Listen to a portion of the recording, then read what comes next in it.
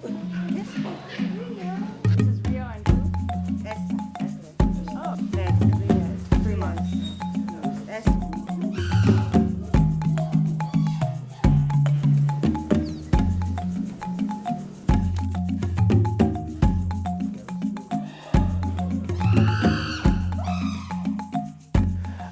The last 2-3 years, I think we have seen an increase of chimpanzees coming in, rescues.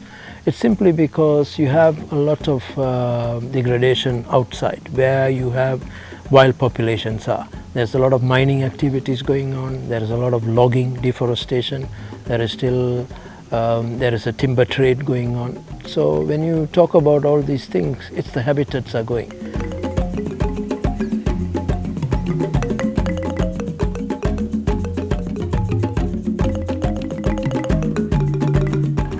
10 to 15 years, give or take, that forest will not be there. And that will bring another conflict. That will be a security issue because there will be no water. If the government cannot provide water for its citizens, you all know water is life. People will strike for water.